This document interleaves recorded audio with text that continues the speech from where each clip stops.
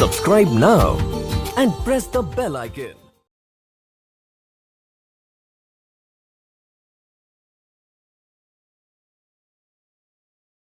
कुछ पाने की हो आस आस, कोई अरमा हो जो खास खास आशाएं।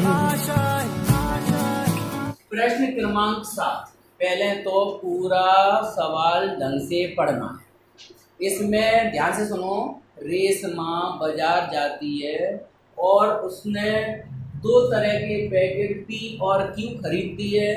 पैकेट का मतलब ये है जैसे सेरेलैक और लैक्स वगैरह जो आते हैं ना, तो उसने देखा कि 2 तरह के पैकेट हैं पी और क्यू, और उसको जो पहले से पता है, डॉक्टर ने बता दिया कि विटामिन ए चाहिए उसे कम से कम 8 यूनिट और विटामिन बी चाहिए कम से कम 11 यूनिट। फिर उसने मेडिकल की दुकान पे जाके देखा कि उसको अगर पी वाला पैकेट खरीदती है तो उसमें विटामिन ए 3 है, 3 मात्रक, और विटामिन बी 5, क्यू वाले में 4 और विटामिन बी 2। और उसने बाजार में रेट तलाशी। पहला वाला पैकेट 60 रुपए का आ रहा है 1 किलो, और दूसरा वाला पैकेट 80 रुपए का आ रहा है। अब उसका उद्देश्य क्या है कि उसके विटामिनों की पूर्ति हो जाए और पैसा कम से कम लगे, कम लागत में। तो सबसे पहले हमने मान लिया कि पी वाला भोज्य पदार्थ एक्स खरीद के लाए, एक्स पैकेट, ठीक है, एक्स के लिए, और ये कितना वाई। सबसे पहले बनाया करो उद्देश्य फलन। तो उद्देश्य फलन माने ऑब्जेक्टिव फंक्शन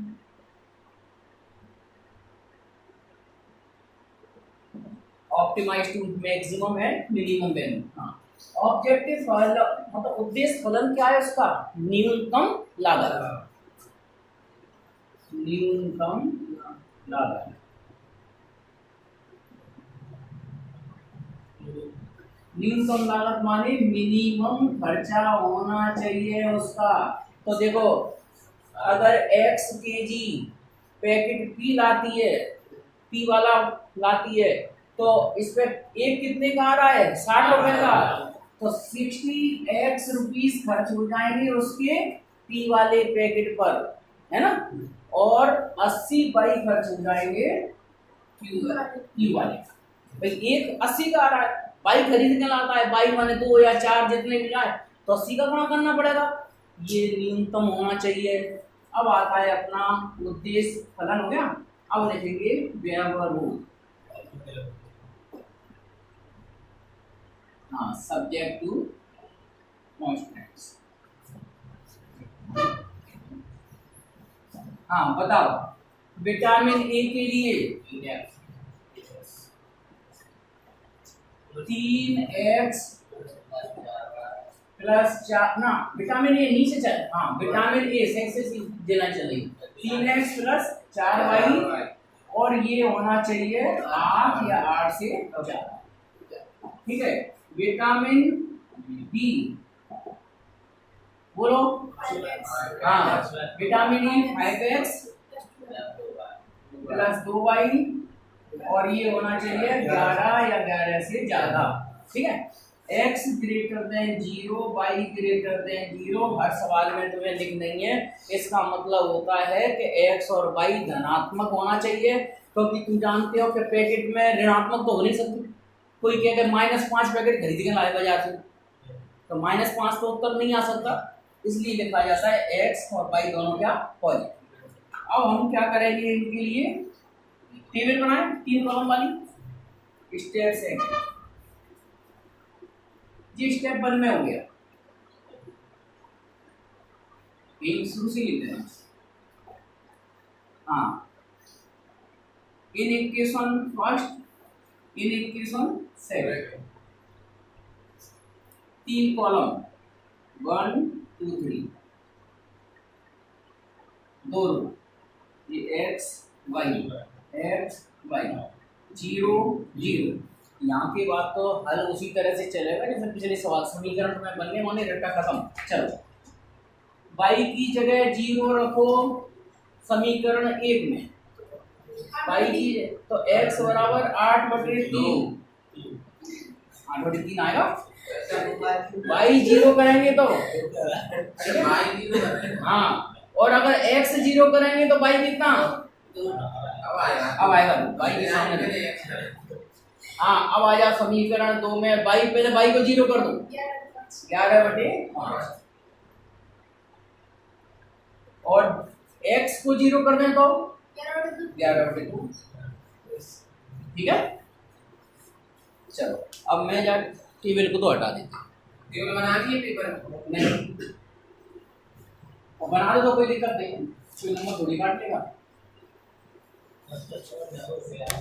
हाँ, अब आ जाओ ग्राफ स्टेप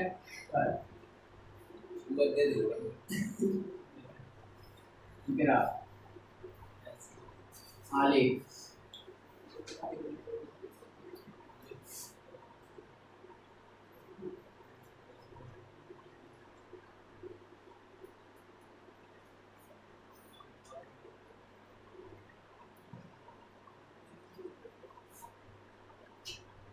हाँ, क्यों इसमें सबसे बड़ा मान कितना हो गया? 5.5 हो गया जी है 11 बटे 2। तो एक एक इकाई के भाग ले लेना, एक एक इकाई के भाग ले लेना।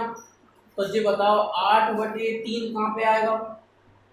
8 बटे 3 का मतलब क्या हो गया? 3 का भाग लगाओ, 3 दूनी 6, 2.66 आता जाएगा है ना। तो 2 माने यहाँ ले लो 0.8 और 8 बटे 3 और 0.2 ये ठीक है। मतलब इसको थोड़ा सा आगे बढ़ाएंगे बिंदु को है ना, और इससे आगे से लेकर आगे लेना। ठीक है, ये वाला बिंदु मतलब ये 1 का है, ये 2 का है, तो ये 2 से ज्यादा का बिंदु से निकाल दिया अपन ने। ठीक है, और ये असमता लिख दो 3x + 4y > ठीक है। अब इस पे आ जाओ। 5.5 नहीं, 5 का भाग देंगे तो 5 दूनी 10 और 5 दूनी 10 2.2। तो 2.2 इससे पीछे होगा, यहाँ आ जाएगा 11 बटे 5।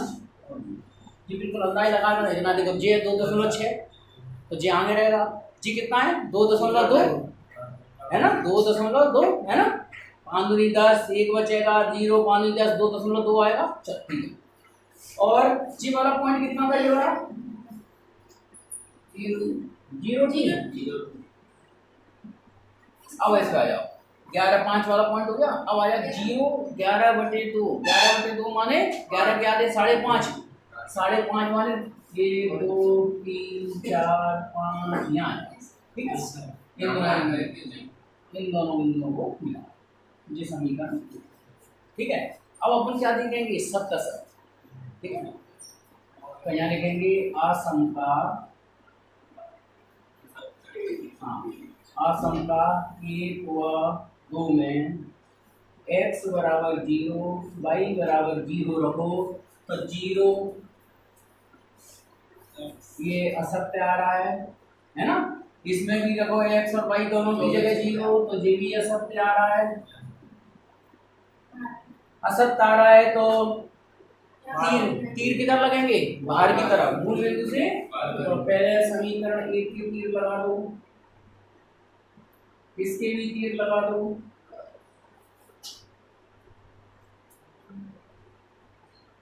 सुसंगत क्षेत्र कौन सा होगा?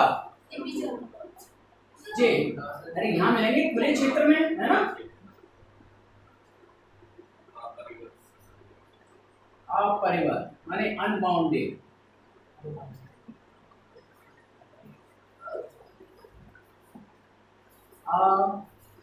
अपरिबद्ध क्षेत्र या सुसंगत क्षेत्र लिखो ये।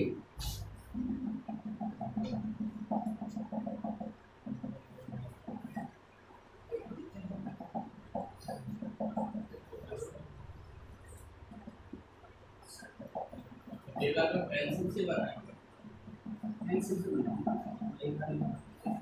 भाई पेंसिल से इसलिए बनाया जाता है कि कोई गलती हो जाए तो सुधार तो करना, और पेंसिल बनाओगे तो वो गलती हुई तो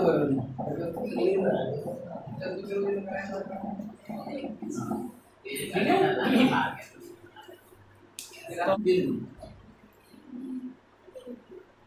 माने corner point. Corner points, corner points कौन कौन से आए अपने? एक तो जेड ई, हाँ ए वाला पॉइंट, ए वाला पॉइंट कितना है? 8/3,0। दूसरा बी, बी वाला बिंदु आएगा समीकरण 1 और 2 को हल करके तो जो आ जाएगा 2 और 1/2 विलोपन विधि से हमने हल किया था बिंदु, है ना। तीसरा सी वाला पॉइंट कितना है? 0 और 11/2। अब ये वाले बिंदु उद्देश्य फलन में रखिए। हाँ, उद्देश्य फलन कितना था बोलना? 60x प्लस 80 का। हाँ तो इसमें रखो 60 गुणा 8/3 और 80 गुणा 1/2। तो ये आ जाएगा 3 से 20 किया 160। और ये वाला मान रखो जेड बी 60 गुणा 2 80 गुणा 1/2। ये कितना आ जाएगा? 120 और 40, 120 और 40। अरे तो 80 के आगे 40 नहीं हो जाएंगे? 120 और 40 कितने? 160 रुपए। ठीक है, अब ये वाला मान रखो तो 60 गुणा 0 और 80 गुणा 11/2। तो ये तो 0 हो गया, ये 40 गुणा 11 440। परंतु अब उनको सबसे न्यूनतम मान कौन सा दिखाई दे रहा है? दोनों है। ठीक है, 160 और 160। ठीक है, चलो तो अब लिखेंगे अतः न्यूनतम लागत कितनी आई? उसकी न्यूनतम लागत 160 रुपए। 160 रुपए। बिंदु कौन कौन से बिंदु? 8/3,0 या बी 2 बस ऐसा।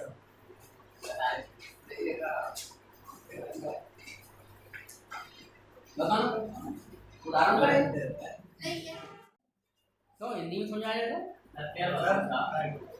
हैं? तो ये हिंदी की बात ही, ठीक है। माने पहले प्रकार के केक बनते हैं एक्स और दूसरे प्रकार के केक बनाती है वो वाई। अब यहाँ लिखेंगे आटा। आटा कितना कितना लगेगा? पहले प्रकार के केक में कितना आटा? 200 ग्राम आटा। ठीक है, ठीक है, चलो ग्राम में बना लेंगे। और दूसरे प्रकार के केक में कितना आटा लगता है? 100 ग्राम। ठीक है, 100 बाई। और सुनो, 100 ग्राम आटा और 200 ग्राम आटा, उसके पास कितना आटा है? 5 किलो, है ना। तो कुल मिला के 5 किलो में 5000 केजी। ठीक है, तो यहाँ साइड से लिख देना 5 केजी बराबर 5000 ग्राम, क्योंकि तो उनको 100 को ग्राम में बदलना पड़ेगा। पहले प्रकार के केक में 200 ग्राम आटा लग गया, दूसरे प्रकार के केक में 100 ग्राम आटा लग गया। ज्यादा से ज्यादा वो कितना केक आटा लगा सकते हैं? 5 किलो से। तो 5 किलो या 5 किलो से कम। ठीक है, और घी कितना लगेगा? पहले में कितना घी? 25 ग्राम। हाँ 25 ग्राम। दूसरे में 50 ग्राम।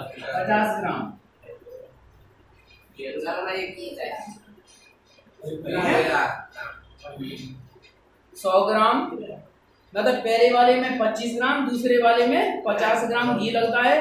और ज्यादा से ज्यादा घी कितना? 1 किलो।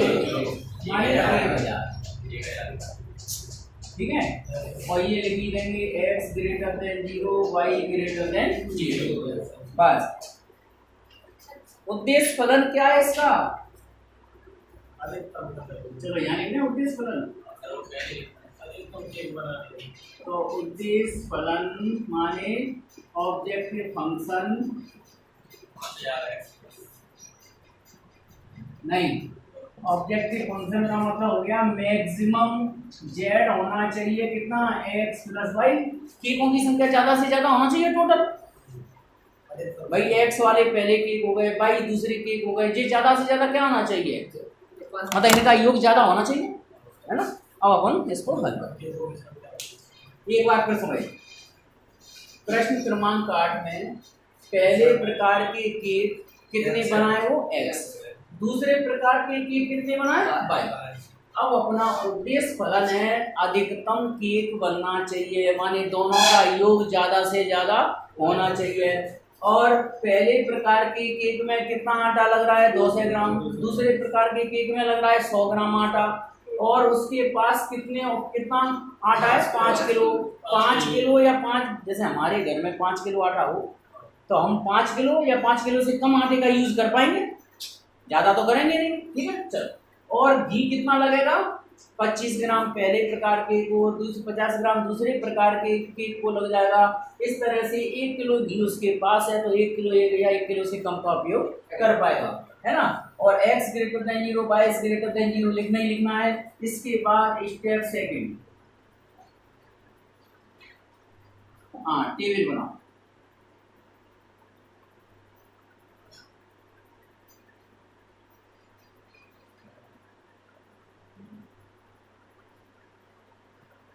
x y 0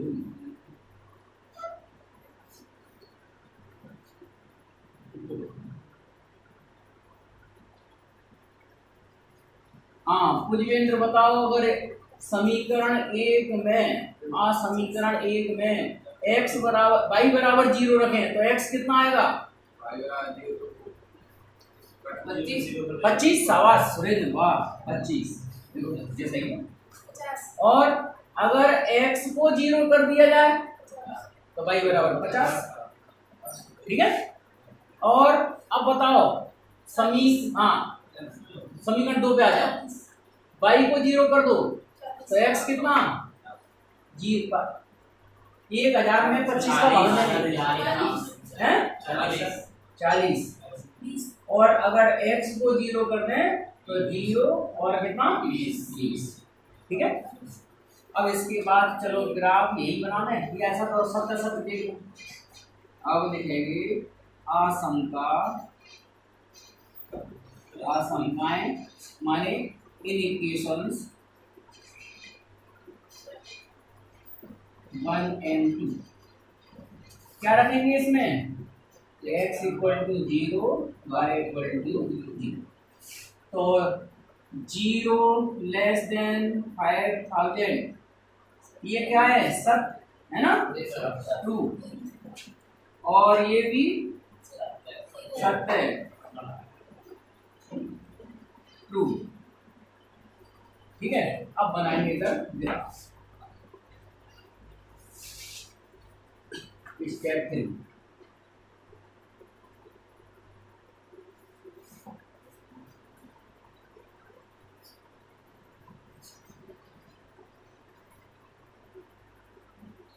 इसमें ज्यादा से बड़ी संख्या कितनी है 50, तो 10 का है, 10 इकाई का एक चौखाना मान लेना। 10 इकाई का एक चौखाना मानेंगे तो 25,0 कहाँ पे मान लें बोल, चलो यहाँ मान लो, ठीक है। और 0,50 किधर मान लें, थोड़ा सा इससे डबल कर लो, है ना, ठीक है। और इन दोनों बिंदुओं को मिला दो,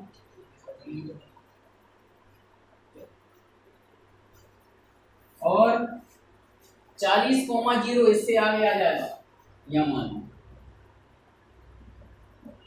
और 0,20 इससे नीचे आ जाएगा, ठीक है।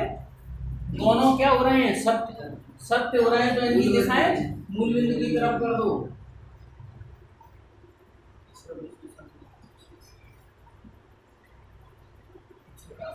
तो दोनों का परिवर्तित क्षेत्रफल ये आ जाएगा, क्यों ये वाला सर।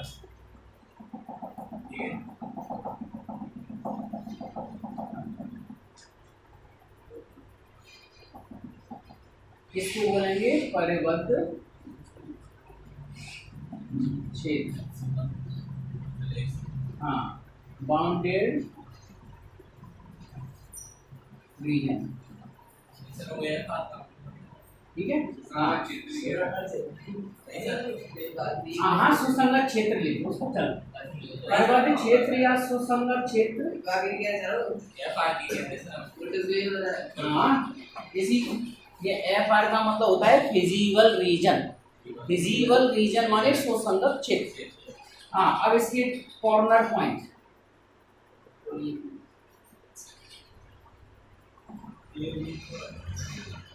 कोणीय बिंदु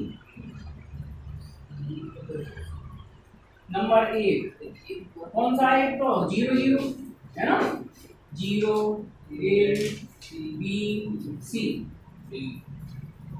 दूसरा कितना है? A 25,0 है ना। तीसरा सुसंगत हल के लिए, मतलब सुसंगत हल माने ऑप्टिमल सॉल्यूशन। हाँ चलो, हाँ Z0 0, ZA, तो ZA कितना आ रहा है? इसमें रखो 25 है ना, अपन काय में रख रहे हैं ये मान, Z बराबर x प्लस वाई, ठीक है। और ZC ZB 20 धन 10, मतलब सीधा सीधा इन बिंदुओं का योग कर लो, बस जोड़ कर लो, तो 30 हो गए। और ZC कितना हो गया? 0 धन 20 20। तो कुल मिला के अधिकतम केक कितने बनने हैं? 30। तो लिख दो, अतः अधिकतम केक कितने बनेंगे? 30। बिंदु कितने पर? 20 और 10 पर। इसका मतलब हो गया प्रथम प्रकार के केक 20 बनना चाहिए, दूसरे प्रकार के केक 10 बनना चाहिए।